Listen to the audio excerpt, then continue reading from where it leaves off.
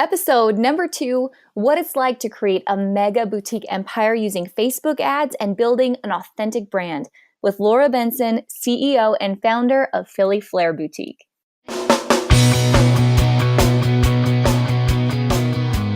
Let's talk about your business, strategy, and the juicy details of what actually works, from mainstream fashion to fashion on Main Street and the entire ecosystem behind it. How do we scale your company and do it with the balance and the happiness that we all seek? Let's hear from those insiders, experts, and strategists that actually make it happen. I'm your host, Ashley Alderson from the Boutique Hub, and I can't wait to chat.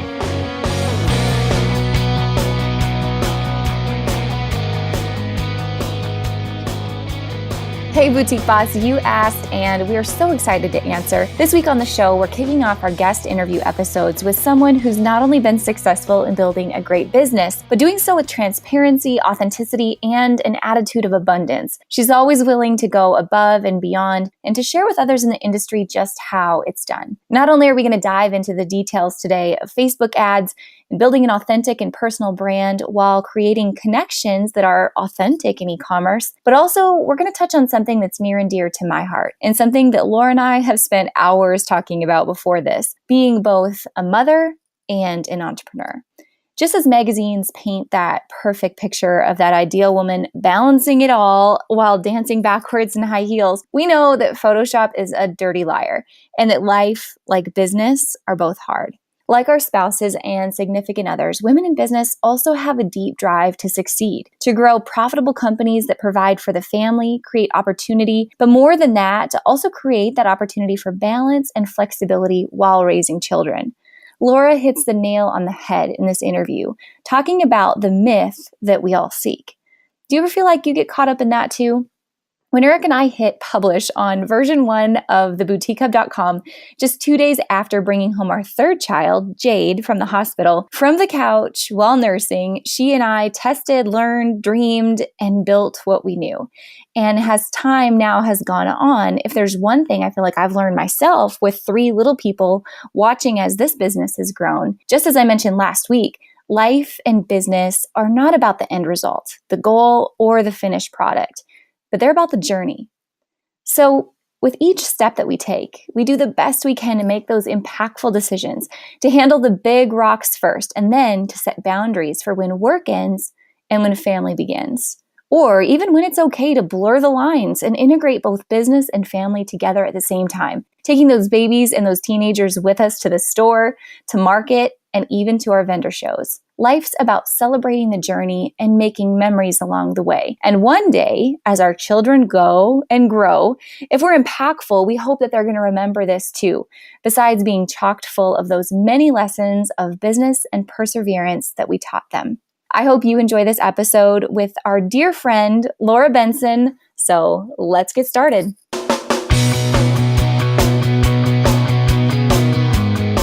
Hey guys, welcome back to the podcast. I'm so excited to introduce our very special guest for today. And she is someone who probably needs no introduction in the boutique community because in fact, when we polled the Boutique Hub community about who we should have on the show, this was the woman who was on the top of the list. So I am so grateful. I'm so excited to introduce our guest, my friend and the founder and CEO of Philly Flair Boutique, and also one of our top boutiques in the 2017 Boutique Awards. You guys help me welcome Laura Benson. Hey. I didn't know there was even a list, Ashley. Did you not see the poll? No, I didn't see the poll at all. See, sometimes I'm telling you, we get so wrapped up in our group, I don't see anything else sometimes, like in my VIP group. Sometimes I have to go find the Boutique Hub. I totally missed that poll. Wow. Well, congratulations. Wow, I'm so flattered. I didn't even get to say thank you on it or anything.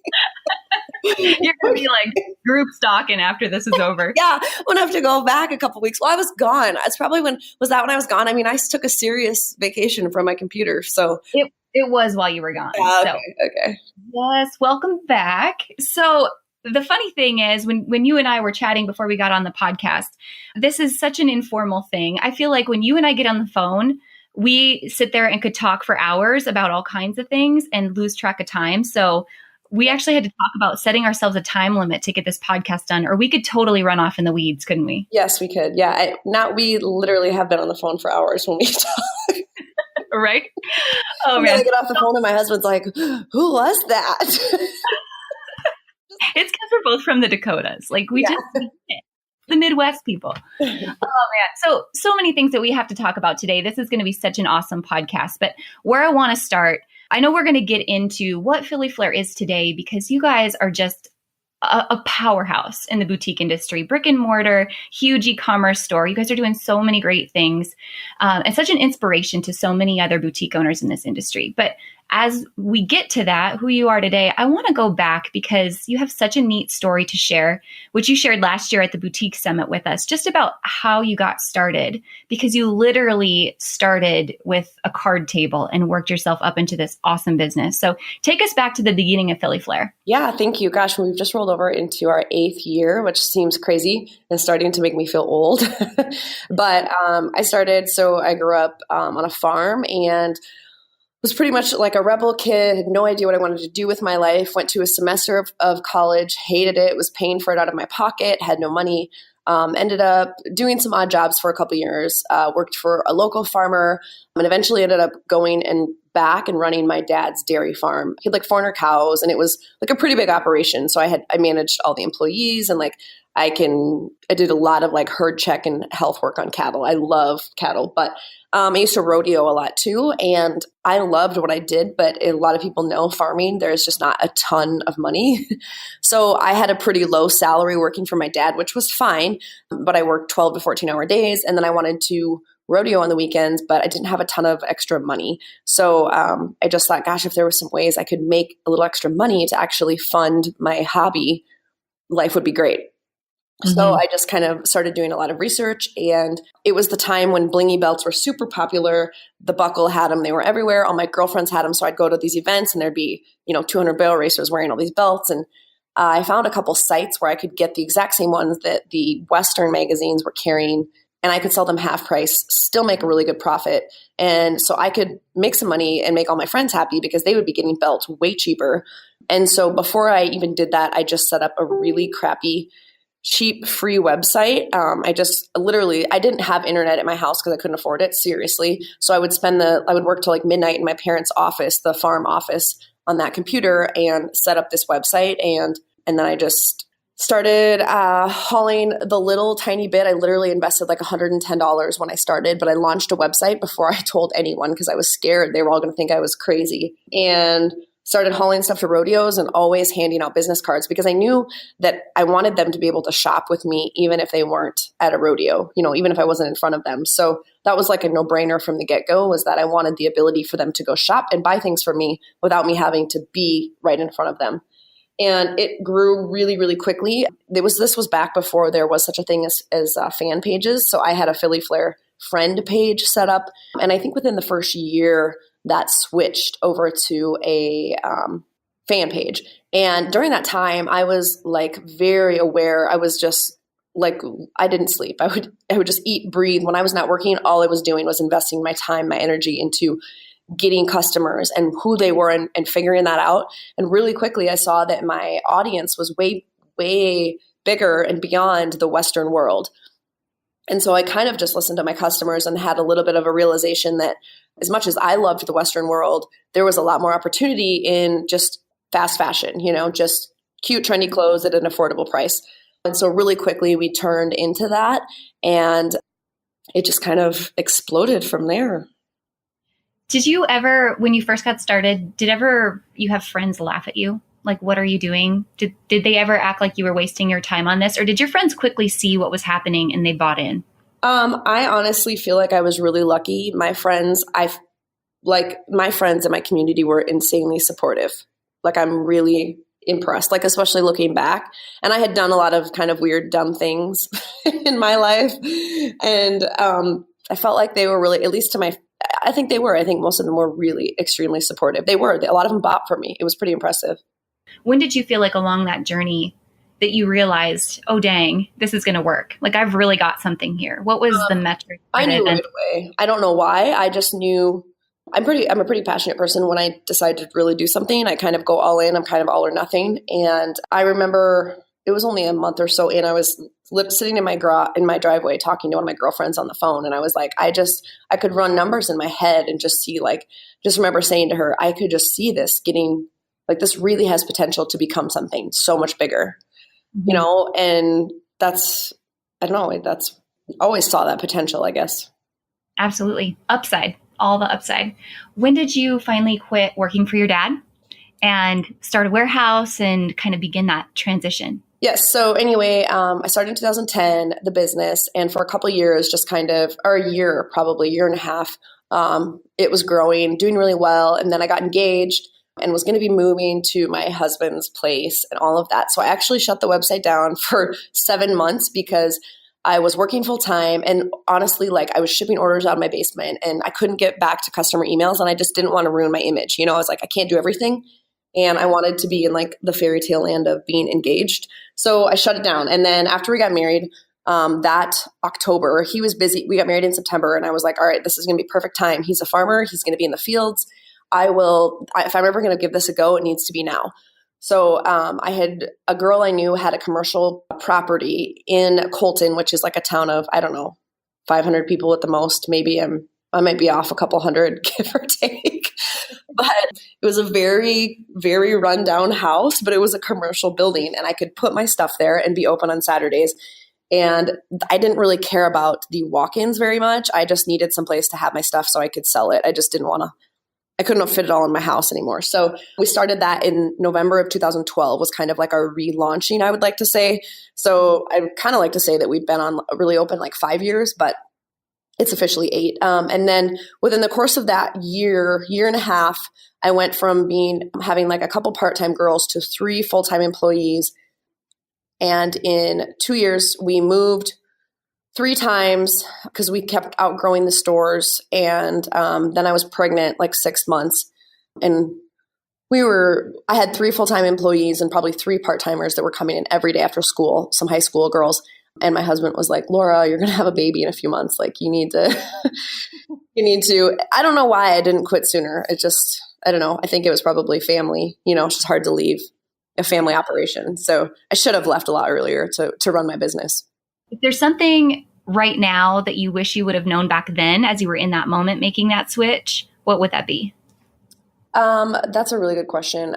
I would have trusted my own gut more. When I got to a certain point, I knew I needed help growing the business, especially I was doing so much of the work and I was literally a couple months out from having my first child. And so I brought in different people to try and help, and they didn't know my business like I knew my business. But I thought they were older, more wiser than I was. And so I listened, and a lot of those things did hurt. Some things definitely helped, but there was a lot of things that hurt my business. And I knew in my heart that I knew my business better, and I should have stood up for what I knew better. Does that make sense? Yeah, absolutely. I wish I could go back and tell myself, Laura, you know what you're doing. Just, do some more research and trust your gut, find a good mentor. And you know what I mean? I wish I just would have found somebody that could have mentored me a little better, and not just paid crap loads of money for people that didn't really know my business. Man, that is so true. And I think that's a really common founder mistake. I think sometimes when we're new and we have something that's growing so fast, it's easy to underestimate that gut instinct that we have. Yeah. And if you think about it, if you're going to bring someone onto your business to help you grow, ask them, how big have they ever grown a business? That's a real personal question, but I think it should be.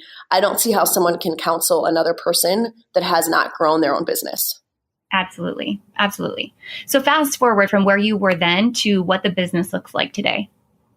So we're right, give or take, at 20 with our part-timers. We have, right now we're in a 9,000 square foot warehouse. We are building a 20,000 square foot warehouse. That structure will actually start going up probably next week, which is crazy exciting.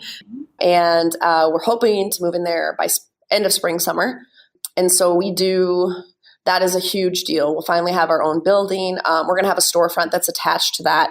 And we do, probably the biggest change is we've been doing a lot of private cuts, private label special cuts. So that's been the funnest thing, is to go out to LA, work with some of my manufacturers and really get to design and pick out things that I know my customers will like, even down to we had samples come in yesterday, this dress that I'm dying to get into production because it's gorgeous, but the fit was still way off. So like being able to go back to them and say, no, this is not going to fit our customer, like for me to try something on and know if it's too small in the waist, we got to give it 2 more inches in the waist in a small, So that's been a huge thing and something that I'm most proud of. It's super risky on some levels because I have to buy huge quantities and pray that I made the right choices on the colors, on the fabric and the cuts, the bodies, but to know that it's not everywhere and that I am in my heart of hearts making trying to make the best decisions on how something is going to fit my customer. Absolutely. And you and I've had that conversation so many times about where this industry is going. And so, man, kudos to you because that's a huge step forward for you. And I think it kind of hits on the next point. So many people see quote unquote big boutiques like yours, like we can say multiple 7 figures, and they see all of this success and a new warehouse, all these things. But the boutiques, no matter what stage of business they're at, everyone is still faced with different challenges. Would you say, looking back at your challenges before, it was probably staffing and growth and just traffic, those things. But when you're at the place you're at now, those challenges are kind of on a whole new scale, aren't they? Yeah, they are. And I mean that in like the most positive way. It's amazing. I love my girls that I get to work with. That is the pride and joy of what I do, and providing an environment that they love is just as important to me. Like I want to make sure that my girls, as much as I want to make sure that I'm not getting burnt out, I also want to make sure my girls aren't getting burnt out. That's just as important. But it was a lot simpler when you're smaller. Let's put it that way. You had, there was trials and tribulations, but they were not to the scale they are when you just have a lot more things at stake and the dollars just get a lot bigger. I think, it's funny when I would have imagined myself at this size, I probably would have thought it was crazy that I still work. I mean, I don't think I work any less than I did then. Do you think sometimes people see that end goal and they see it like as when I get to this size, I'm going to be happy or content, or when I hit this goal? But really, the challenge is how do you enjoy every single moment along the way and celebrate all the wins along the way? Because that's what it's all about, right? The journey, not just that end goal or a dollar amount you want to hit. Yeah, in my opinion, a real entrepreneur is not about the end goal. It's all about the journey because it's never going to end. Your ups and downs. And if you ever get to a place of contentment, believe me, you're already going backwards. And I don't mean that as a way that you can never be. You should be content every day with what you're doing. But if you ever get to a place where you're like, oh, I've made it, you haven't. I don't think. Like I think you're going backwards because someone's always waiting to come in and steal that thunder in a way. You know what I mean? I don't know if I'm taking the question in the wrong direction, maybe. No, you totally got it. It's just a different set of challenges. I guess the point is, no matter what place you are in business, it's all relatable. It's all relative, right? Always. It's funny. We were just on vacation in Maui and we were sitting in the hot tub and there was an older couple and the guy was retired, but he was from Canada and had a couple businesses in manufacturing. And I was like, quizzing him a million questions, and he kind of looked at my husband and looked at his wife and he's like, she's kind of intense. And I just love to talk to other business owners. Like, I don't think it matters your size. I think everyone when you run a business, it's your neck on the line all the time, no matter if you have 20 girls helping you or if it's and most of the time for us that have started our own, we've been at every step of that point. I have been the one that shipped orders. I had been the one that answered the phone, like I was the one from initially making every grammar correction on my website, like you go through all those steps. Absolutely. So one thing I love that they asked if you're intense, because I think that's one of the things that's made you so successful is just even listening to you speak, that hunger and that drive and that passion that you have comes through your voice and it comes through everything you do. So one thing that I think you have in common with everybody listening to this podcast, and something that your hunger has had to help get you through, is the ebb and flow of business and how social media and the way that we market change. So 2 questions, because I'm thinking about the Facebook algorithm and how that really plays a role in our business. And when you were getting started, you were at a time when Facebook was free, right? So you've ridden this wave of up and down. 2 questions. 1, can a brand new boutique today make it with the Facebook algorithm? And 2, how do you continually shift your strategy to get through that Facebook algorithm? I'm going to start with the second part of the question, how I continually shift my strategy. So I would say it was probably 2014 when Facebook first rolled out their really big algorithm switch, And until that point, we had definitely been putting all of our eggs into the same basket. And so really quickly, I learned that I did not want to fully rely on that. And so we have very intentionally over the years been building up our audience base and mainly our customer retention. Like, yes, we always want new customers coming, but I want to make sure that 60 to 80% of my returning traffic is from returning customers. So I think you can, first of all, any platform that you don't own is going to change and evolve and maybe go away, and I don't think it hurts that I think you should. I'm so grateful for Facebook. I probably would not be here. Maybe I would have found a different alternative, but I certainly wouldn't be where I am right now without it, unless there was something else that would have came out. But it doesn't mean, so I don't think you can be mad at Facebook. They're just trying to run their business as smart as they can. I think you need to be smarter. I think you need to be better at what you're doing. I think you need to think outside of the box all the time. And honestly, I love the challenge of those things. Is it frustrating some days? Yes, because it's not quote unquote easy. Yes, it is. But most of the time I love the challenge because then we can sit down and say, all right, what about this? Let's try this. And then all of a sudden something works and we're like, oh, let's do more of that. It's all about trial and error. And I think you have to have, and I'm going to tie this into the second part of your question, can a boutique start with the new Facebook algorithm? So I'm going to tear the sentence apart a little bit. I think, yes, a new boutique can make it in today's world.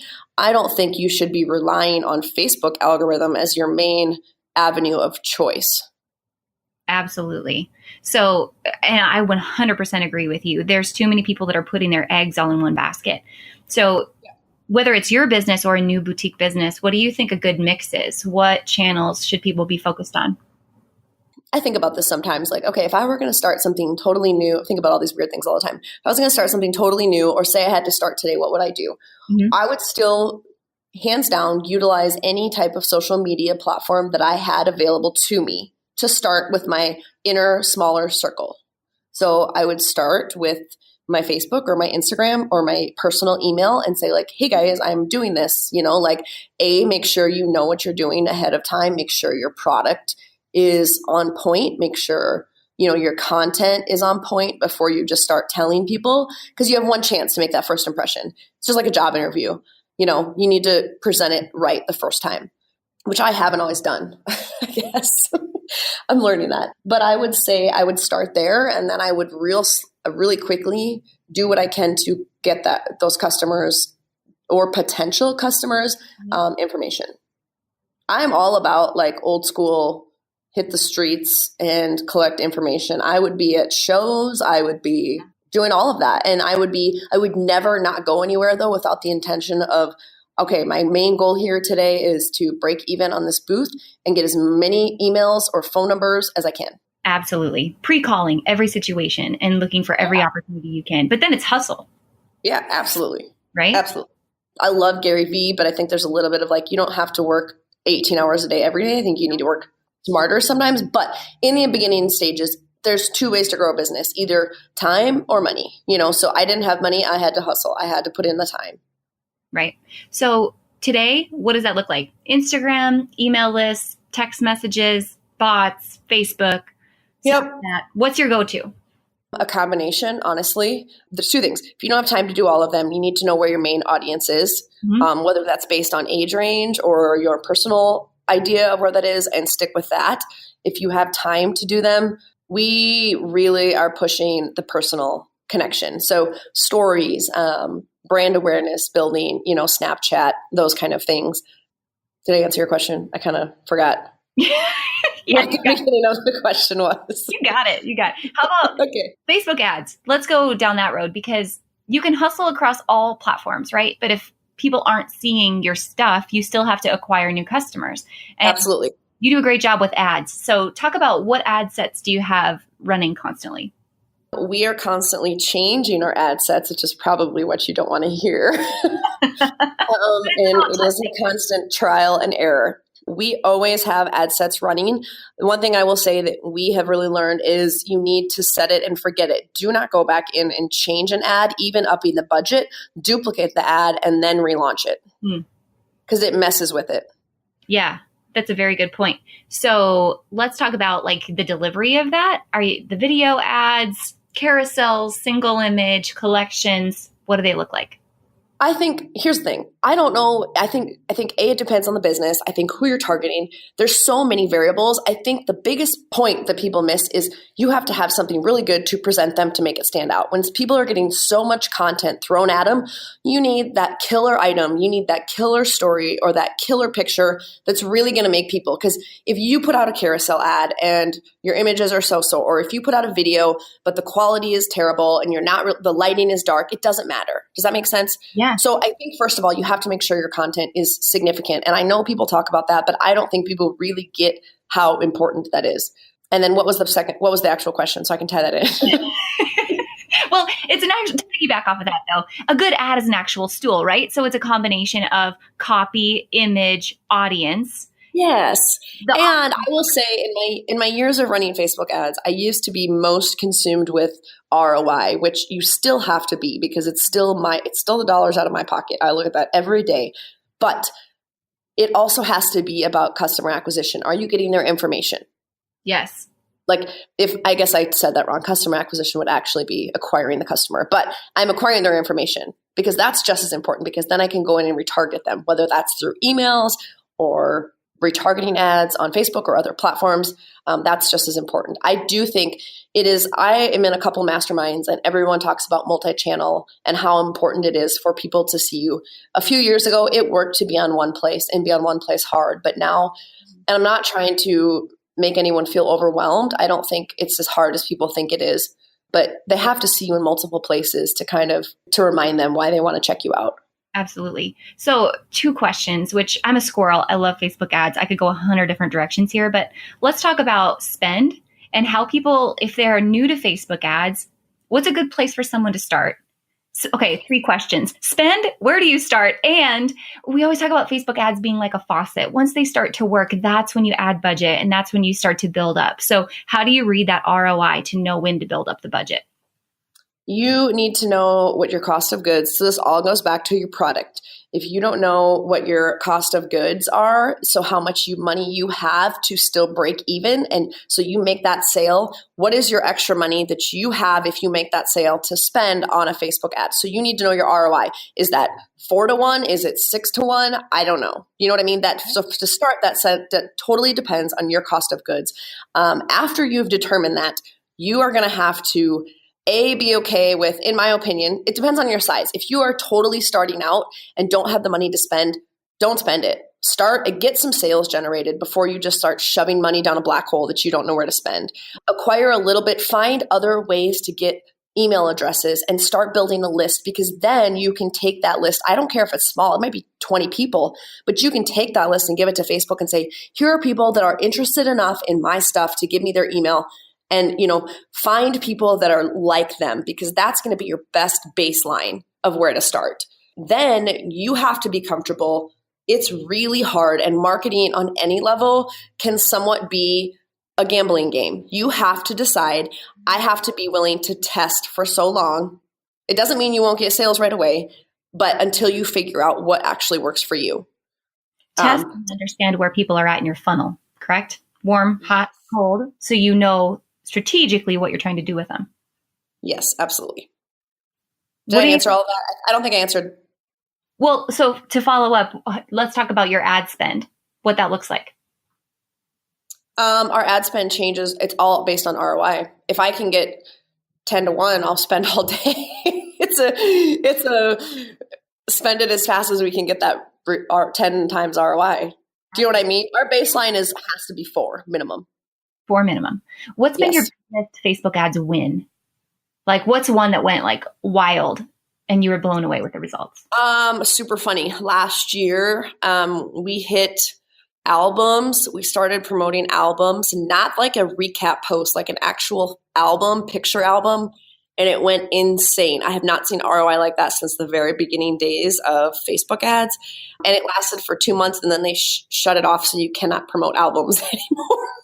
That was a win and a loss. It was like, when it was working, it was like, holy mother load. But after that, they just shut it off. Literally like a Sunday morning, I went to go promote Facebook album and I couldn't. I think that was right around the time of the boutique summit, because I think you and I had this conversation down there. Yep, I'm pretty sure we did now that you said it. Yeah, so I probably left the next day and having no idea. Here I thought, which just goes to prove you cannot put all your eggs in one basket, because Facebook is going to ever evolve and change. So is Instagram, so is Snapchat, so is every other, you know what I mean? That's why you always have to test. That's why you always have to, at some level, be okay with saying, all right, we have a level. I know for me, it's whether it's in a month, I'm going to say, here is $500 to test. So whether we want to test that all on Facebook ads or split it into Instagram or Snapchat stories, whatever that looks like, because if you're not testing, you're not going to be on the cutting edge of what is really working. Do you know what I mean? Because by the time that everyone is talking about it, it's really saturated. Yeah. Oh, so true. So I think that's just part of being a business owner. Once you get to a level of, and I think there's different levels of, that's the hardest part, because if I'm talking to a beginner, my strategy would be very different. If I'm talking to someone who's doing 6 figures a year, my strategy is very different.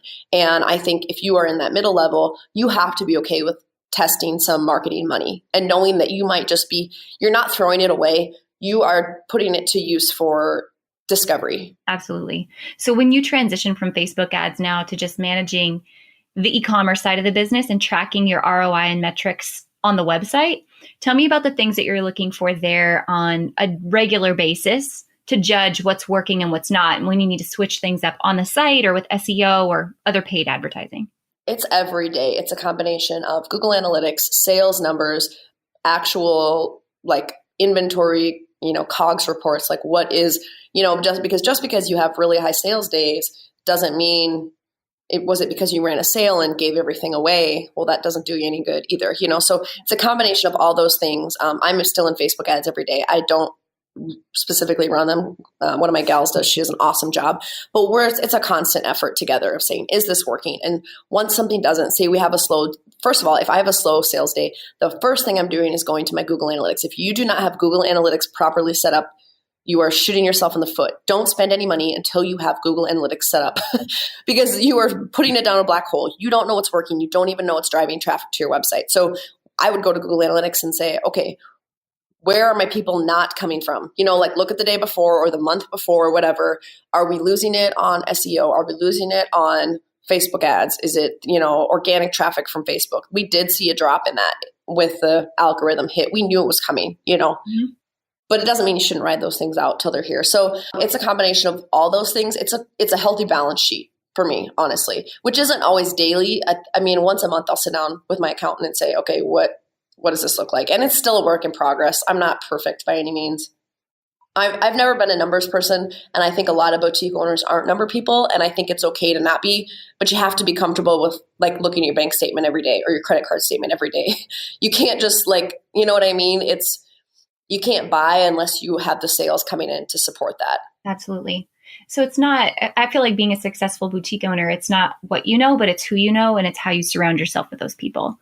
So in your business as a CEO, what does that look like? What do you feel like is the most important thing? If someone were in that middle ground and they're looking to scale their business, what do they need to start outsourcing right away and build their team up to do so that they can focus on the forest through the trees in the business? Okay, so I'm going to break it into 2 questions. The first thing that you need to know is you need to invest in good people. Don't be cheap and just hire someone to hire someone because they can get the job done. Hire someone that knows more than you.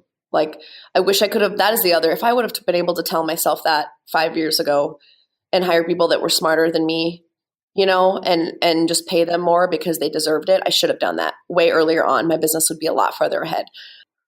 So once you find good people and then you have to trust them, it takes time. I mean, it's not you can't just hire someone and walk away, but at some point you have to decide about the big battles and the little battles, as I like to call them, and decide, because I think all of us as business owners, it's our neck on the line at the end of the day.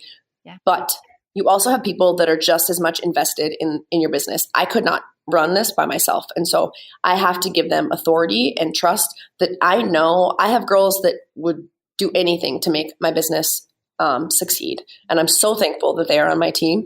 And I know that I trust that they are doing everything possible to make it work. I trust that one of my girls has a large Facebook budget ad and she is going to spend that the best that she knows how. probably better than I can because she has more time and every day to be researching what's happening, what's changing. You know what I mean? Like, and you need to be smart enough to know, like, I would love to can be in there running Facebook ads every day, but I don't have the time. So I can't do it as well as someone that can be in there constantly checking on it, changing it. Where do we need to tweak, you know? Being able to let go as a control freak, right? Yeah, it's hard. I'm still a work in progress. We all are.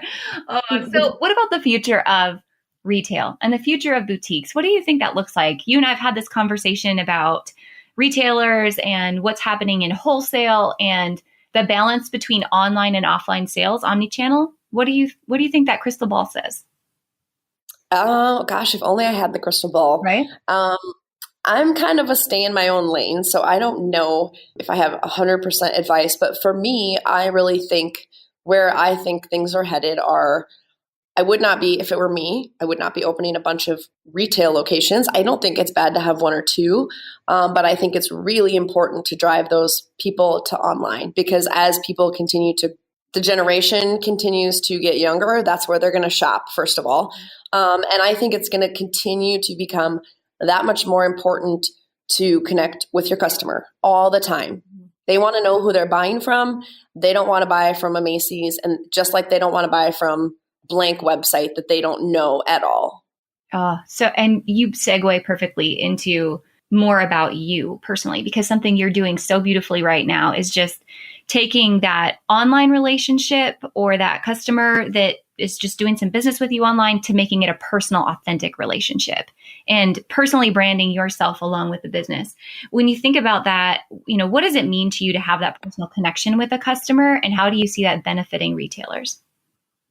Well, thank you. First off, I don't think it's done very beautifully. It's a work in progress. And I think I want to say this. I want to talk about this a minute because I think it's super important. Mm-hmm. We are all our own worst critic, and we have to get over it. We have to stop worrying about what someone might think about seeing a picture of us posted of ourselves on Instagram if you're doing it for different reasons, so yes, I have been really actively trying to build my personal image along with Flair. And I think the importance of that is a customer, a person. I want to even almost stop calling them a customer because they are a person. Yeah. And my problem is I'm not in my store ever, to be honest, because this is my bread and butter. So I'm at the warehouse all the time. I'm not at my store hardly ever. So I don't get to see those face-to-face connections with customers. Yeah. And this is my way of helping them and to A, see my life, and B, see the things that I do, the clothes that I like, and getting the opportunity for them to message me, reach out to me, and build those connections because I can't do that in a store because I'm not there. At the end of the day, the whole reason we're in business, right, is not about selling products. It's about building relationships and making other people feel good about themselves and feel beautiful. And that's what you've done so well through this. So yes. So I'll be really honest. When I started, I was a broke kid and all I wanted to do was make a quick buck. But really quickly after you do that for a little bit, it changes. And after you've made a quick buck, it doesn't mean anything. And so for me, it really became about a bigger purpose. And I feel like that's why it's become even more important to me to not only connect with my customer, but to design clothes that help fit them right. And if you can't design your own clothes, say you're not at that stage, you still can be super selective. I mean, learn your customer inside and out, ask them questions, send them surveys so you can really figure out why didn't they buy a certain dress you had? Was it because we really had a battle, and one of the gals that, she's my operations manager. She's the best. She keeps me accountable on a lot of levels. She, has been a really good job of pushing back because things I forget about. I'm small, really small. And so I like to wear a lot of dresses that are strapless or no backs. And she's like, that's 4% of the population because everyone else has to wear a bra. Sorry if this seems off subject, and so I took her to market with me last time. And every time I'd pick something up, she's like, can you wear a regular bra with that? Can you wear a regular bra? And I was like, no. And it became this thing. I was like, wow, I have not been paying attention enough to that at all. And then when I would go back and look through what was on sale or did not have the sell through that I expected it to, it was little things like that. So what I'm saying is learn your customer. And I'm not saying if you have a younger customer or that's the type of clothes you sell, then please don't follow that rule of thumb, but just know what your customer is looking for. Absolutely. So such good buying advice. So as we're kind of nearing the end of our conversation, I want to hit you with a couple lightning round questions. Sound good? So first one, if you didn't own Philly Flair, what would you be doing? Probably farming, or I would be a vet if I could handle school. I like that. Perfect. How do you deal with haters? I don't care. I move on. Oh, good question. And I know Jesus. Good answer. Oh, man. Favorite book? Right now, Miracle Morning. Miracle Morning. Oh, you got to win the morning. You got to win the day. Favorite podcast? And you can mention this one. Well, I haven't listened to this one yet. So. It was a total I'm sure smart this is going to become my favorite podcast. I haven't listened to any new ones lately. Honestly, it's not as business related, but still my favorite is Andy Stanley, Your Move. Yeah, he's good. How about most inspiring person? My mother. Your mother.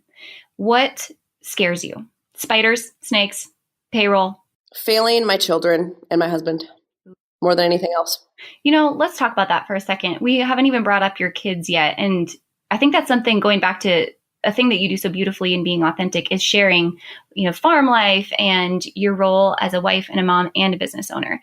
And something I hear a lot from boutiques is just, how do you deal with mom guilt and balance and all these things that go with owning a business? What's that look like for you? And does mom guilt ever creep in, or how do you feel like you balance everything in your life? I have mom guilt every day.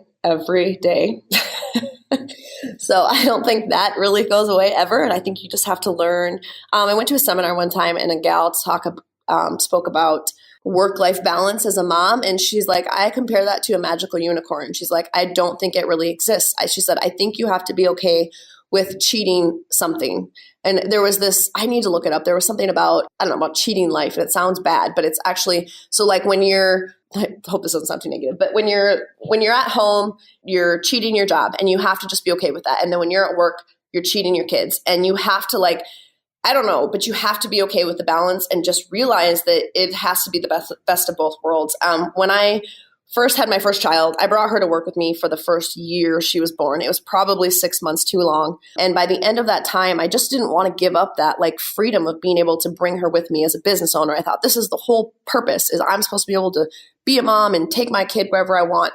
And I realized how much I was hindering her time with me because I wasn't present. And as my kids have gotten older, I've realized that the quality over quantity is so much more important. And so I might not be with them every day, but I need to shut my computer off and I need to put my phone in a room where I honestly can't even see it, because it's really that hard. I know there's been some interesting, honestly, studies that have just come out about Facebook and the adverse effects they have on our society, and especially kids. My kids don't look at mine at all, but I felt so guilty about oh my gosh, that is me. Am I addicted to looking at my phone? And so I've just really been trying to work on being present, and I fail every time. And then when I do fail, I'm like, oh God, I feel like a liar because I just told somebody the other day that I set my phone down and was playing with my kids. But I try. I'm really trying. I really just want to love my life, and I don't want to look back and be like, God, I did all of that, but my babies, I didn't remember anything about having my babies, So I don't know. I don't have the answer. It's a daily, I try every day to do better, but it has really helped to separate what I was getting at with when I finally stopped bringing my first to work with me. Within a matter of a week, there was so much relief, and I was getting so much more done at work and at home. I was enjoying her because I wasn't trying to work. And when I was at work, I wasn't trying to be a mom, and I could separate the two and get so much more done. And it was amazing. And I felt like a productive woman. Yeah. So don't get me wrong. There are some days where I feel like I'm Superwoman and can conquer the world. But there are some days where you just can't win, and you have to be okay with that. Personally, my faith is what helps with that. And my husband, I have a very grounded husband. And so I'll go home bawling, feeling like I'm a failure. And he just tells me that everything's fine. He's great. You have to find the balance. You'll burn yourself out. And I think, and I want to add to this though. When I say that you have to find a balance, I think there's always seasons in businesses. So when you are trying in the trenches trying to grow something, I'll be honest, it is not the time to say, I need to take every weekend off because I need balance. That's my opinion. You need a longer longer goals and a bigger plan. Like if my goal is to have this business here in 2 years, then I know for the next 2 years, this is what my life is sort of going to look like. Yes. And because everything goes in seasons, It's well stated. I think you're absolutely right. I think balance is an elusive creature, but the statement that you made about seasons and understanding what season of business you're in and then planning your life and the sacrifices that you have to make accordingly, I think that's so well said. Yeah.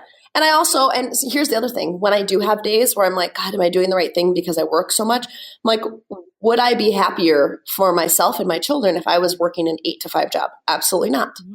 Would I be able to provide them potentially more opportunities? No. So you can look at it both ways. And I grew up where we worked all the time. We worked with our family. And so it's just if it's part of your lifestyle instead of separated, I think it becomes a lot different. Absolutely.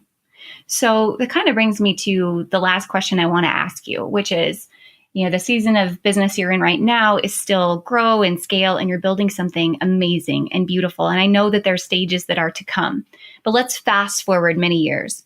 After the business is gone, you've had your exit strategy, you've sold it, whatever you've decided to do, and you're sitting at home now with your grandbabies. Your babies are grown.